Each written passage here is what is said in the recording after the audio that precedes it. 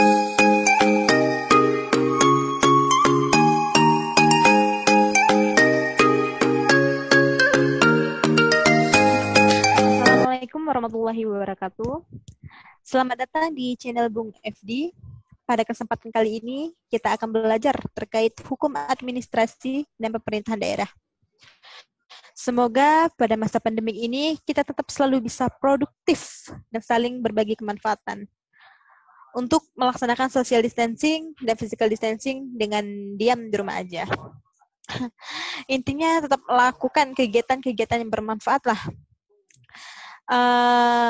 Mungkin langsung saja kita akan membedah buku terkait hukum administrasi pemerintahan daerah yang akan dipaparkan oleh Bung FD. Mungkin kepada Bung FD.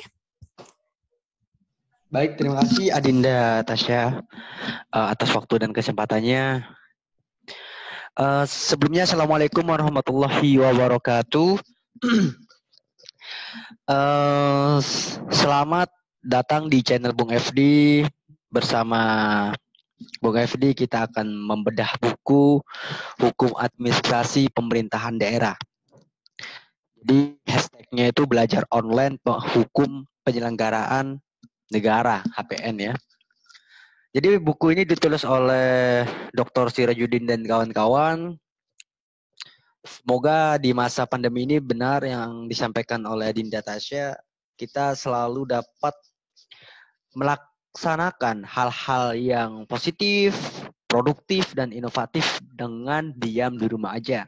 Melaksanakan social distancing dan physical distancing tentunya untuk melawan penyebaran virus COVID-19 ini. Oke, saya akan berbagi materi terkait buku Hukum Administrasi Pemerintahan Daerah.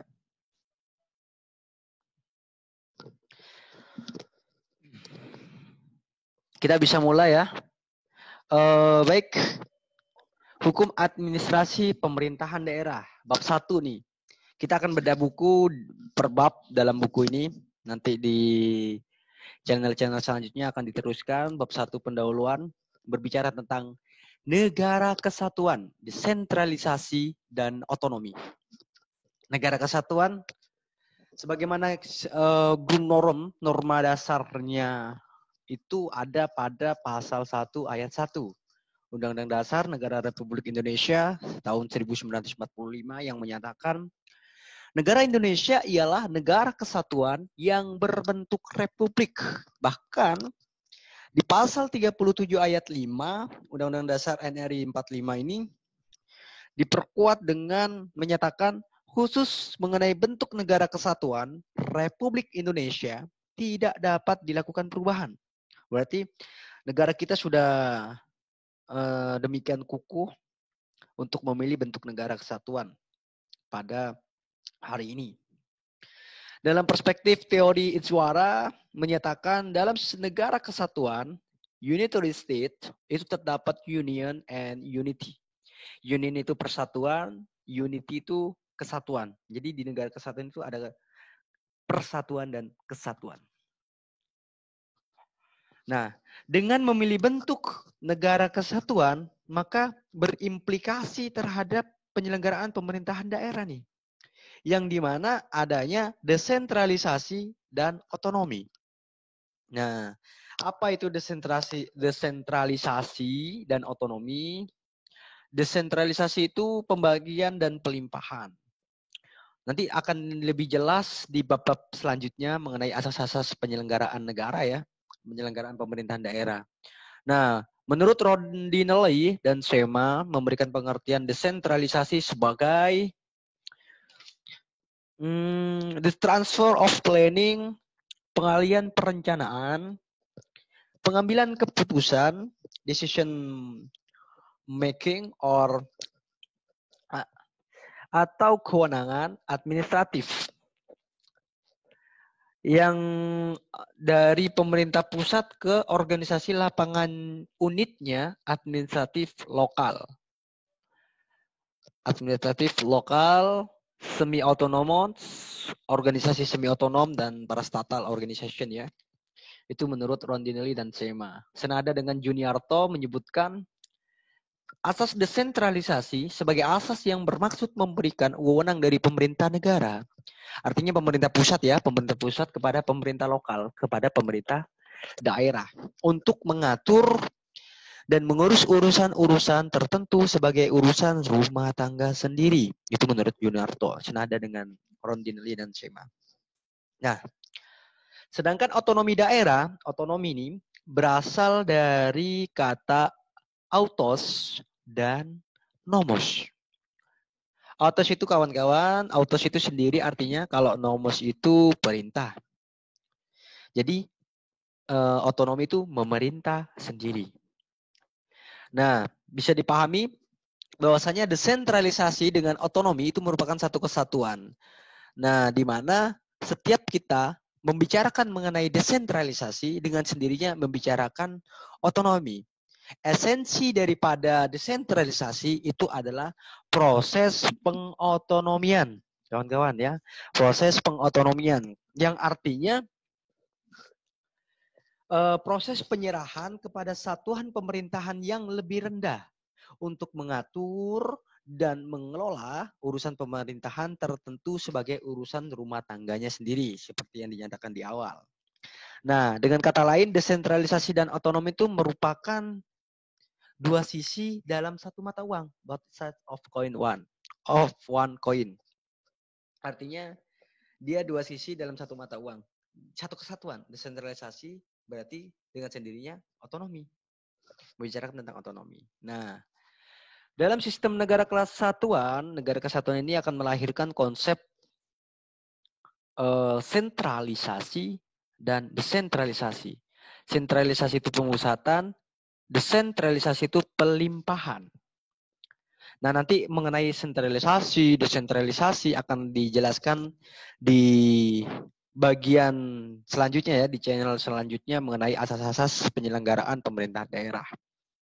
Nah, ada sebuah dampak positif nih dari buku di bab 1 ini, di bab pendahuluan ini yang dinyatakan oleh Rondinelli dan Sema. 1. Mengatasi keterbatasan dana dan sesuai kepentingan setempat. Karena gini, jadi yang mengetahui kepentingan masyarakat setempat, daerah, itu adalah pemerintah daerah.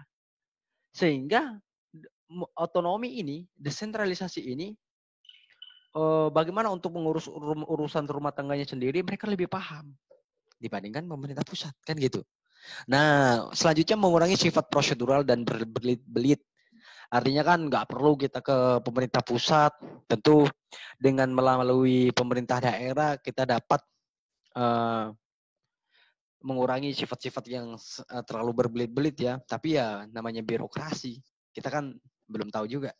Nah, selanjutnya merumuskan kebijakan publik dengan realistik. Nah, kenapa kok real? Karena pemerintah daerah yang langsung dengan daerah yang bersangkutan, dia memahami rumah tangganya.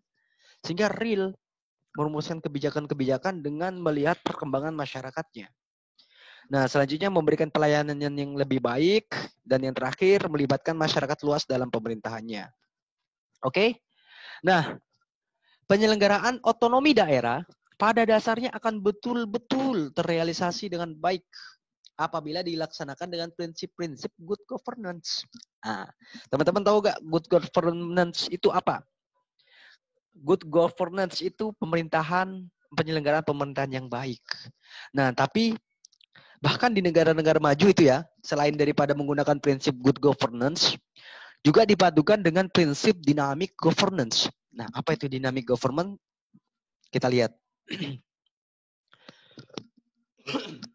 Baik, good governance dan dynamic governance. Ini di negara-negara maju ya, yang ada di dynamic governance ini. Nah, good governance itu penyelenggaraan pemerintahan yang baik. Nah, istilah ini dipopulerkan oleh lembaga penyandang dana internasional ya. Terus mengenai dynamic governance. Ada thinking ahead, thinking again, dan thinking across.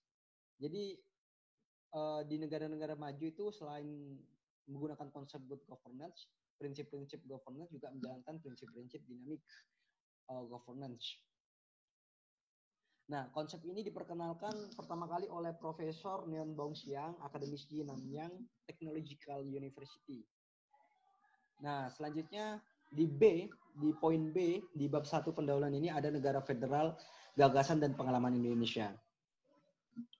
Nah, menurut C.F. Strong, bahwasanya negara federal itu bentuk federasi baru, dikenal pada abad modern ya, pada abad modern karena membutuhkan beberapa syarat menurut Strong. Ada 2 syarat nih, minimal ada 2 syarat. A sense of nationality, artinya dalam negara federal itu harus ada perasaan nasional. A sense of nationality. Yang kedua ada union, not unity. Artinya di negara federal itu melakukan persatuan, tapi bukan kesatuan, bukan unity.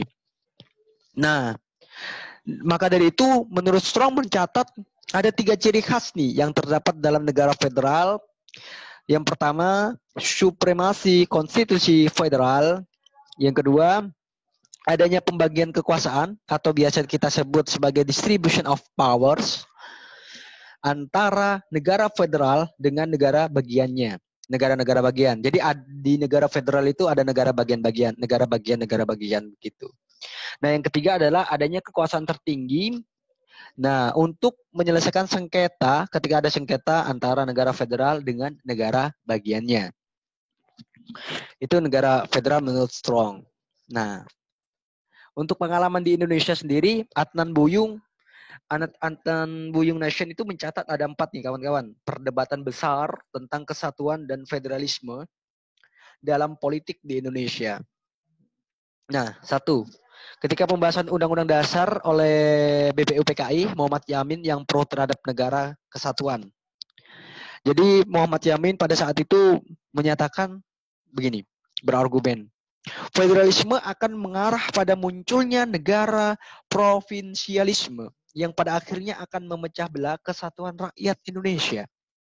Jadi Muhammad Yamin pro terhadap negara kesatuan dibandingkan negara federal. Nah, pada masa itu.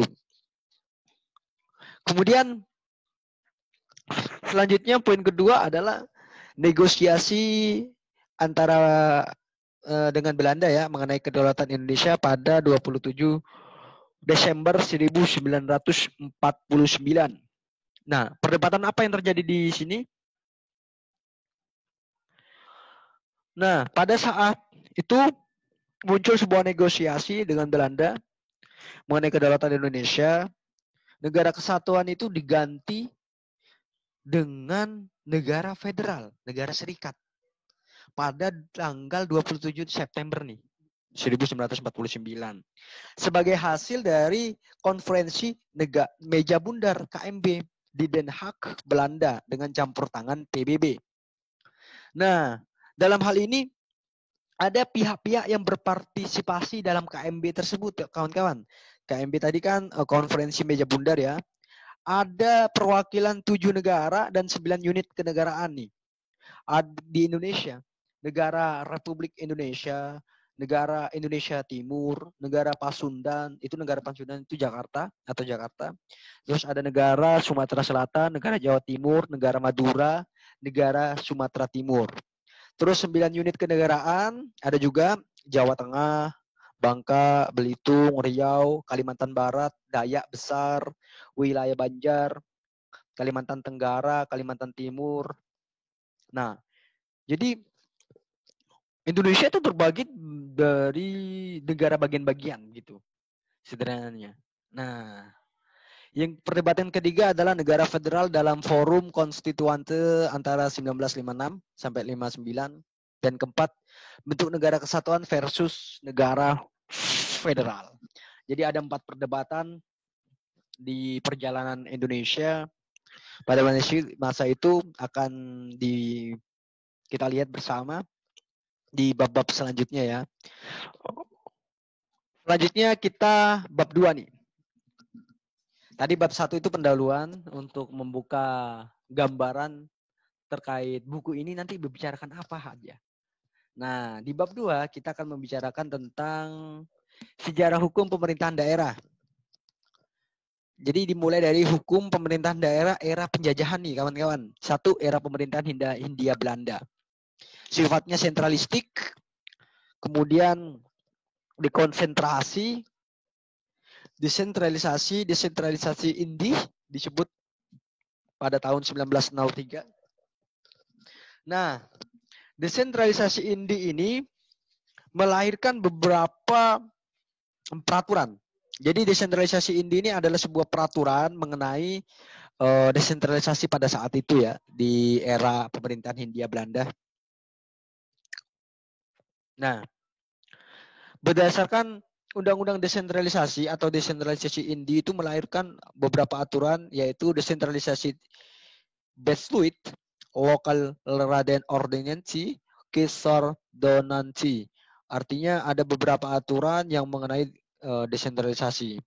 Selanjutnya, daerah otonom itu disebut dengan sebutan self-besteuern de Landscapen. Nah, itu sebutan pada masa itu, teman-teman. Nah, jadi hukum pemerintahan daerah era penjajahan ini ada di sini. Desentralisasi Indi, undang-undang ini 1903, kemudian ada 3 peraturan itu, desentralisasi Besluit, Lokal Raden Ordinansi, Kisardonansi. Itu artinya yang pertama keputusan desentralisasi, itu desentralisasi Besluit. Yang kedua itu Lokal Raden Ordinansi, itu artinya ordonansi Dewan Daerah. Terus ada Kisdornansi, itu ordonansi pemilihan. Itu juga merupakan peraturan-peraturan yang dikeluarkan pada masa era penjajahan Hindia Belanda. Nah, selanjutnya adalah era pemerintahan Jepang, teman-teman. Nah, kalau di Jepang, di era Jepang ini, gubernur jenderal dipimpin oleh seorang gubernur jenderal disebut sebagai Saiko Shikikan.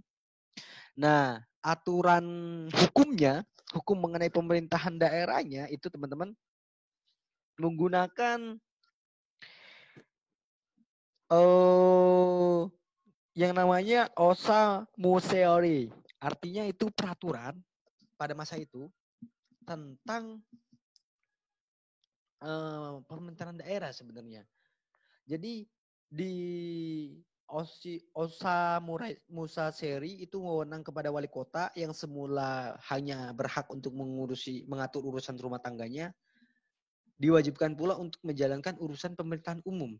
Nah, jadi aturan hukumnya itu ada disebut Osa Muserei. Itu aturan hukum pada era Jepang. Nah, kalau pada masa itu dikenal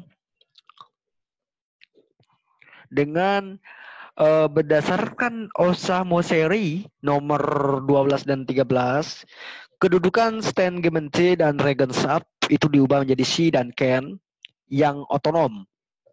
Namun sifat demokratisnya ditiadakan. Sebab, kenapa teman-teman? Hak-hak rot dan koleksi itu dialihkan kepada kepala daerah. Nah, ditetapkan bahwa provinsi, Dewan Kabupaten, Dewan Gemeente, Kota Matia ya. Gemeente itu Kota Matia dihapus. Nah, selanjutnya kita belajar tentang hukum pemerintahan daerah era demokrasi liberal. Nah, dasar hukum desentralisasi di era demokrasi liberal, Undang-Undang Nomor 1 1945, Undang-Undang Nomor 2 1948, dan Undang-Undang Nomor 1 1957. Jadi itu dasar hukum pada era demokrasi liberal ya tentang pemerintahan daerah. Nah, penjelasannya singkat. Nah, undang-undang ini, Undang-Undang Nomor 1, teman-teman, menganut asas otonomi formal. Dalam undang-undang ini terjadi ataupun menganut sebuah paham dualisme dalam pemerintahan daerah. Kenapa demikian? Karena begini, asas otonomi formal menyebabkan daerah tidak dapat mengetahui dengan tegas apa sih batas-batas tugas dan wewenangnya. Sehingga undang-undang ini juga menghidupkan kembali secara resmi pemerintahan daerah otonom yang terhapus selama masa pendudukan bala tentara Jepang. Di samping itu, Dualismenya memposisikan kepala daerah sebagai organ daerah otonom sekaligus sebagai alat pusat di daerah karena tidak dipilih oleh KND, melainkan diangkat oleh pemerintah pusat. Nah, terus kalau di Undang-Undang Nomor 22 Tahun 45 ini, itu adalah perubahan atas Undang-Undang Nomor 1 Tahun 45 yang menganut asas otonomi material. Oke, yang selanjutnya adalah Undang-Undang Nomor 1 1957 konsep otonomi real. Nah, hukum pemerintahan daerah era demokrasi terpimpin, dasar hukumnya ini. Nah, jadi demokrasi terpimpin itu dimulai sejak terbitnya Dekret Presiden ya 5 Juli 1959. Jadi dasar hukum mengenai pemerintahan daerah itu diatur di Pempres Peraturan Presiden Nomor 6 Tahun 1959. Nah, dalam Pempres ini mengandung sebuah kontradiksi kawan-kawan antara sentralisasi dengan otonomi yang seluas-luasnya. Kenapa? Disebutkan dalam buku ini bahwasanya pada masa ini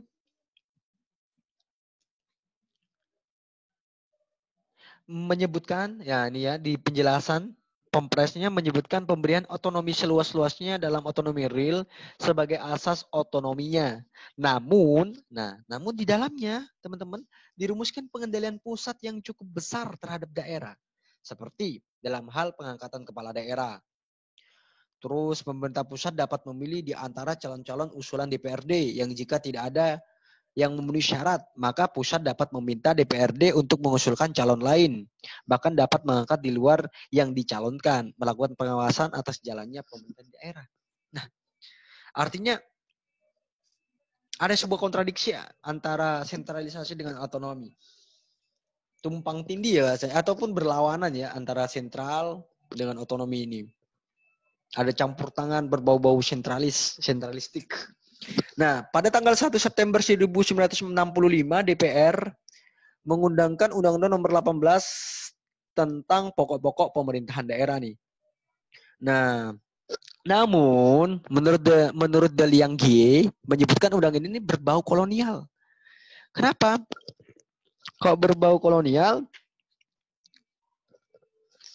Karena begini, disebutkan pada masa era demokrasi terpimpin ini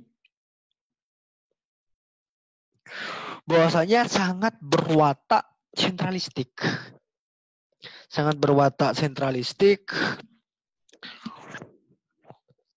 sehingga menunjukkan dengan rumusannya ya sederhananya secara singkat rumusan yang menunjukkan bahwa pusat sepenuhnya mengendalikan daerah. Nah, itu isi daripada Undang-Undang Nomor 18 1965. Jadi pusat sepenuhnya mengendalikan daerah. Itu kan artinya sentralistik.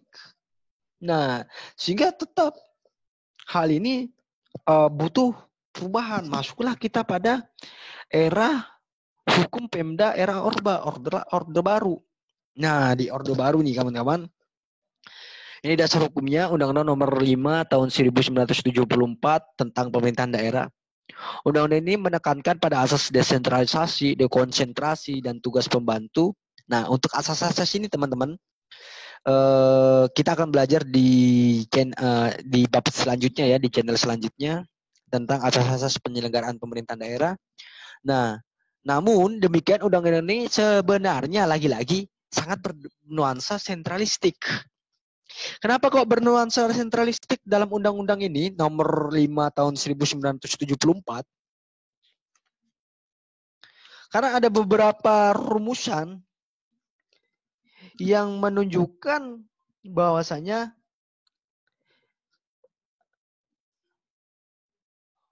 kurangnya memperhatikan kedudukan DPRD sebagai sebagai badan legislatif yang berdiri sendiri.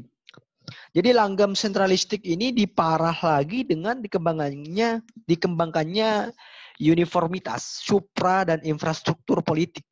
Maksudnya ialah Orde Baru mengatur pemerintahan daerah. secara detail, ya kan teman-teman? Dan diseragamkan secara nasional tanpa mengindahkan heterogenitas sistem politik lokal yang telah eksis jauh sebelum terbentuknya konsep kebangsaan Indonesia. Nah, asas otonomi itu nyata dan bertanggung jawab memang secara konservatif. Adanya kewenangan pusat untuk mengangkat kepala daerah tanpa terikat pada hasil pemilihan di DPRD. Jadi, asas desentralisasi itu yang dianut acap kali disebut juga asas desentralisasi sentralistik pada masa era Orde Baru. Nah, masuklah kita pada hukum pemerintahan daerah era reformasi. Nah, disinilah ada beberapa undang-undang ataupun dasar hukum pemerintahan daerah, Undang-Undang Nomor 22 Tahun 1999, Undang-Undang Nomor 32 Tahun 2004, diperbarui lagi Undang-Undang Nomor 23 Tahun 2014. Nah, sebenarnya dalam buku ini di era reformasi ya, hukum pemerintahan daerah sampai Undang-Undang Nomor 23 Tahun 2014. Sebenarnya untuk penambahan wawasan aja ya teman-teman, bahwasanya di Indonesia itu ada pembaruan Undang-Undang Nomor 9 Tahun 2015. Perubahan kedua atas tentang pemerintahan daerah ini. Oke, itu mungkin sedikit mengenai materi kita. Kurang lebihnya semoga bermanfaat di bab 1 pendahuluan dan bab 2 itu sejarah hukumnya. Sejarah hukum pemerintahan daerah. Semoga teman-teman dapat menyimak secara seksama di bab 1 dan di bab 2 ini. Intinya